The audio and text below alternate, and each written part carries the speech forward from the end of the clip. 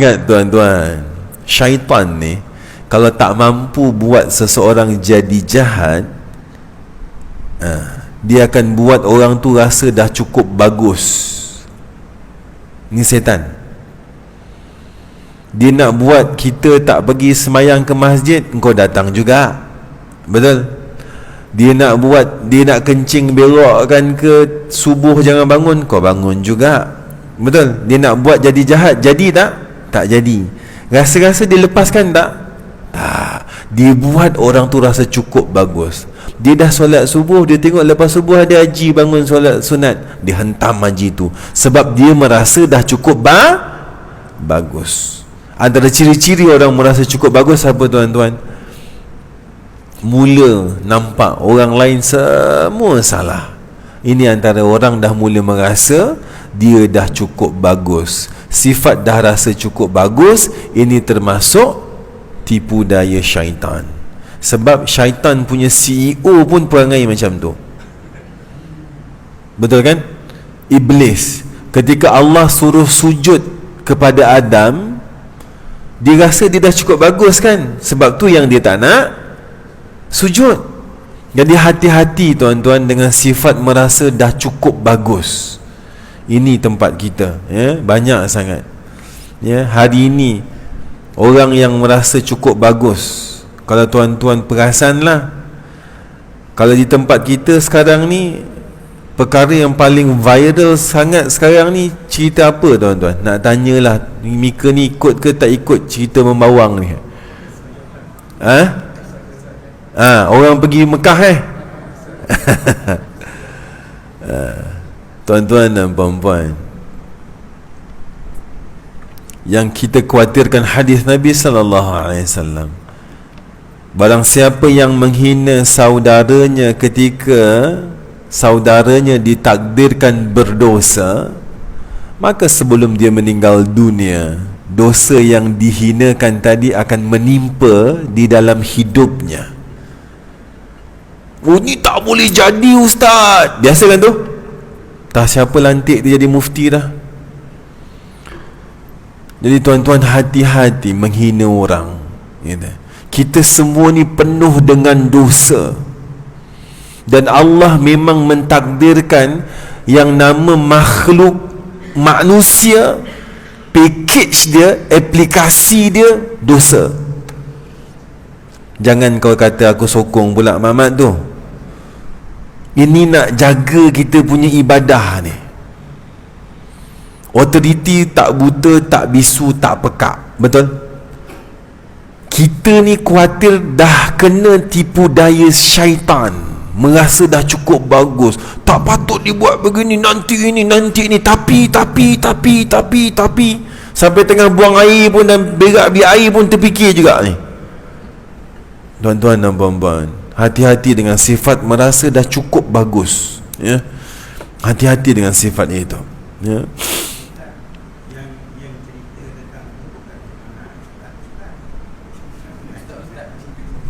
Ya. Ya, walaupun kami peribadi, saya tak komen tentang ustaz. Tapi tuan-tuan dan puan-puan, tuan-tuan, Mekah, Madinah, Syekh, Ustaz bukan jadi ukuran betul atau salah. Saya salah lah. Tuan-tuan dengar tak kisah Nabi sallallahu alaihi wasallam naik ke langit Isra Mi'raj? Dengar? Assalamualaikum. Ada dengar? Pernah nampak tak Nabi ditunjukkan orang yang memakan dagingnya sendiri, makan bangkai saudaranya sendiri? Apa dosanya? Ribah. Ribah ni apa? Saudara dia buat jahat, buat buruk, buat betul. Dia dapat tahu kebenaran yang kawan saudara dia buat jahat, dia ceritakan. Itu ribah. Dan dosa ni tuan-tuan, banyak dosa. Dosa kecil, dosa besar. Dosa yang bukan lalu wahyu, bukan lalu Jibril jemput naik ke langit langsung dibagi oleh Allah Azza wa Jalla. Dosa apa? Ribah. Dan ini membuatkan manusia muflis. Jangan terpengaruh. Betul? Jangan terpengaruh. Authority punya authority. Kita doakan tuan-tuan. Boleh siapa angkat tangan? Ustaz, aku satu dosa pun dah tak ada lah sekarang. Boleh angkat tangan tak? Tuan-tuan dan puan-puan, semua kita berdosa. Kalaulah bukan Allah tutup aib kita, kita ni tak ada muka dengan orang-orang ni, tuan-tuan. Hanya Allah lah yang tutup aib kita, tuan-tuan. Sifat Allah menutup maruah manusia ni jangan jadi aib. Sebab tu Allah marah dan tidak dibenarkan. Ulama mengatakan cerita keburukan sendiri. Kadang-kadang ada orang yang baru taubat, dulu saya penzina, semua orang dah rasa. Tak payah cerita. Allah tutupkan aib, kita buka. Allah sifatnya menutup aib kita, manusia, kita pula kasih buka. Kalau tuan-tuan setuju dengan dosa fulan bin fulan, dia memang buat dosa, contoh bukan dia mana-mana saja, kita ceritakan dosa dia pergi ke kita. Semua tahu kan hadis ni? Assalamualaikum. Tahu kan? Habis dosa dia ke kita, selagi kita tak selesaikan urusan kita dengan dia, pahala kita solat, sujud, tahiyatul masjid, haji, bagi anak isteri makan, semua ke dia. Allahu Akbar. Tapi apa? Summum bukmun umyum fahum la yarji'un. Buta, bisu dan pekak. Hadis ghibah ini. Oh, ini kemungkaran dalam Islam. Ya, kami tahu kemungkaran dalam Islam. Tapi apakah caranya dengan kita menceritakan, menghentam? Betul?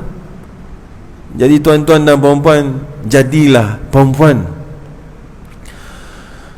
Umur baginda sallallahu alaihi wasallam berapa tahun, tuan-tuan? 63. Baginda sallallahu alaihi wasallam yang mulia ini diutus dari Rasul umur berapa? 40. Apakah ketika ditakdirkan 40 jadi Rasul itu tangkap muat? Allah nak jadikan Nabi, Muhammad je lah ambil, macam tu ke?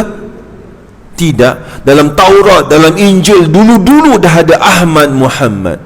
Jadi apa jadi daripada hari pertama sampai hari ke-40 hidup Nabi SAW? Itu dakwah yang besar. Apa dia dakwah yang besar? Akhlak. 60 tahun, 40 tahun, akhlak, adab. Itu dulu. Betul? Sebab ulama mengatakan ibadah sunat yang terbesar, bahkan mengalahkan solat sunat, sebahagian ulama mengatakan solat malam adalah akhlak. Ini, tuan-tuan, okey, kami faham. Sebahagian memahami hentam, boykot. Iya, kita faham. Tapi kalau autoriti nak buat, tangkap, simpan, sorok, habis. Zaman Nabi SAW, kaum macam ni dibuat macam mana? Di kuarantin di suatu kawasan, jangan kasih keluar. Itu kalau dah mula meliut-liut. Tahu meliut-liut? Aku tak reti nak menyontoh. Tahu tak meliut-liut? Dah menggelung-gelung jalan, di kuarantin. Ini dah tukar semua. Kita tak mampu buat apa-apa. Yang paling mampu kita buat, doakan. Semoga Allah merahmatimu, melindungimu, mengampunkan dosa-dosamu sebelum engkau mati. Semoga Allah membuka pintu taubatmu. Tuan-tuan, ketika kita doakan, maaf saya nak tanya, saudara kita ni Islam lagi ke dah kafir? Saya nak tanya jujur je. Islam, semua akui Islam. Tuan-tuan, bukankah ketika seseorang berdoa kepada saudaranya, tanpa saudaranya tahu dia sedang berdoa untuk saudaranya, di kepalanya ada malaikat yang mendoakan dia untuk doa yang sama? Dia dapat doa kita, tapi kita dapat doa siapa? Betul? Doa je banyak-banyak, kita didoakan malaikat. Oh, tapi tak boleh jadi, Ustaz. Setan. A'udzubillahi minasyaitanirrajim. Habis kalau macam ni, tuan-tuan, berapa banyak perkara yang viral, semua orang kecoh, sibuk. Selesai atau tak selesai? Ni cerita Toyota Corolla. Apa? Mereka semua sibuk kan? Selesai ke tak selesai? Tak adanya selesai. Tidak adanya selesai. Kadang-kadang kita disibukkan sesuatu yang tidak, benda-benda yang lara. Faham? Hati-hati benda ni. Kalau benda tu sia-sia je, sia-sia, lagi-lagi benda bermaksiat. Hati-hati tuan-tuan. Ini namanya penghapus amalan. Antara penghapus amalan termasuk menceritakan keburukan orang lain. Tuan-tuan, kalau ada WhatsApp group yang suka cerita kepentingan orang lain, cerita buruk orang lain, left group saja. Ada hantar surat saman tak kalau mereka left group? Surat mahkamah sampai ke? Tak ada.